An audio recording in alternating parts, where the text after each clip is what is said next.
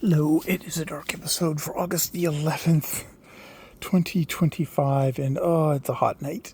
Yeah, we're having our not super hot, but hot night, and it hasn't cooled down. And I set up the air conditioner in the bedroom while I was making the bed just now. So, that sucks. Well, no, because I have an air conditioner. The only problem is Ja's not like a big fan of having the air conditioner on. I'm more of a fan of having it cool and noisy, and she's more of a fan of having it not noisy and dealing with the heat. We disagree. And we'll probably come up with a compromise, which will involve me having to turn off the air conditioner as I go off to sleep. Which, if it was up to me, I'd just run the air conditioner all night. Luckily, I have tomorrow off, which is good. So at least it will be, if I'm slightly groggy and bleh and cooked, tomorrow morning I will be, at least I will not have to go to work in the heat tomorrow, which I appreciate. Got the groceries done, got the bedding laundry done, which I'm about to go sweat in. We watched a couple of Brave New World episodes. Season 3, unfortunately, is turning into, they're desperately trying to make this show popular, which means they're making it very, very, very blah. Kind of a lot of horror. Come on, out of there. Psst, psst, psst. Sure. Come on, out. Get out of there. Go on. Sorry. It's funny. We're very paranoid about gates, but the gate to the grass on this side was left open. Oh, yeah. So very mid, blah, kind of mediocre Star Trek, which is a shame because Brave New World, Star Trek Brave New World had the really great first season. Really kind of innovative, really interesting single episodes, kind of with, science fiction ideas. And the second season was a little bit more, okay, we're kind of duplicating some of the stuff we did in the first season, had a little kind of less kind of oomph to it. And then this third season, it's like every other episode is kind of a kind of a horror movie episode. So all the stuff with the Gorn, the last one I just watched was kind of a haunted house. There's a lot of romantic tension going on between the characters, which I guess, that and the horror movie stuff has not been like a real mainstay of Star Trek. And I just kind of I don't even know how, and it's one thing of if they do it really well, it's something, but they've been doing the horror movie thing. They did a couple of good horror movie episodes, I think the second season or even the first season, and it was this is something new. But as they continue to do it, it becomes we're doing it again kind of thing. It's can we have new ideas, have that creativity of the first season? It's that seems to be no, we're not going to do that. We're going to do war. We're going to do drama between the characters of will they or won't they? Are they going to get together with the hot heat? And they're even not doing that.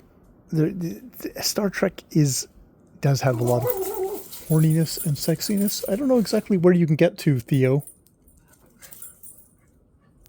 Psst, psst, psst, psst, psst. They've decided there's something over there. But yeah, so that's kind of mid.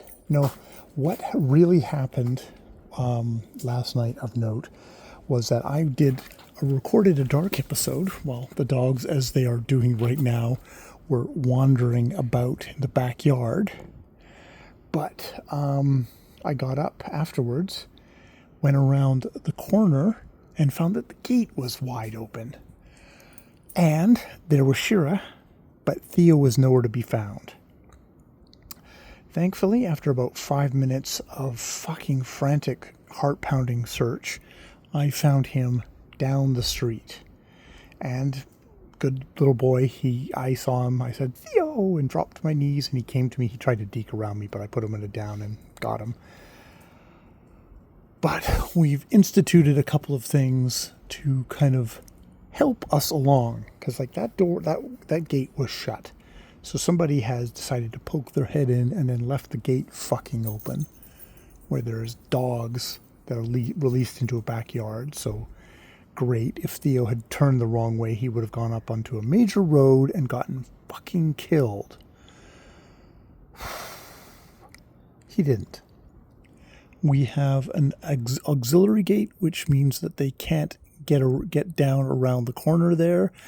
If someone fucks with that gate, we can see from our top balcony where we're coming out with the dogs what it's been fucked with, and we can stop it that way. I put a carabiner on the gate that was left open last night with a little kind of push-up thing to just try and fuck with, anyone trying to kind of casually go in and look. It's like, oh, you're going to have to fiddle and fuck around with that. And, hopefully that's enough of a deterrent. And if that gets fucked with and tossed away, well, then we'll up our game. Because it's like, motherfuckers. We love our little fellows. And we do not want any of them to get killed because somebody's poking around in our backyard, probably looking for something that they can grab and sell for quick cash. That would not be a great thing. So, yeah, that was last evening. And fuck's sake, yeah, I was so fucking scared.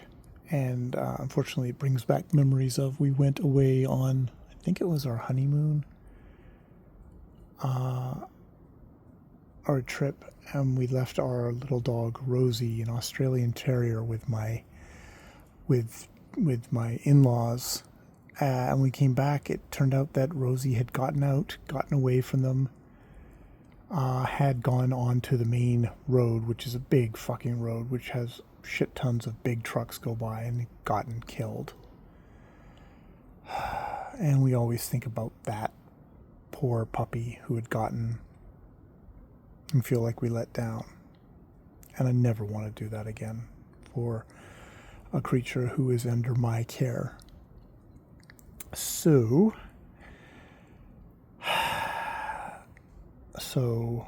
we're going to make sure that nobody gets hurt.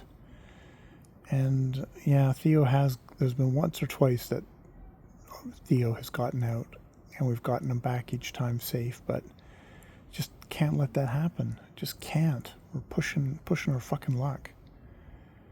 We've had him for 4 or 5 years, and it's happened 2 or 3 times. It's like, that's not good enough. It's like 0 is the only acceptable option for that shit.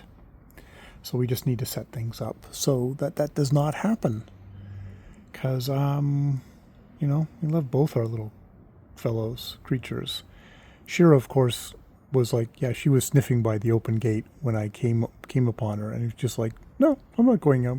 Unless I see a cat, then she would probably go pelting, but thankfully that hadn't happened.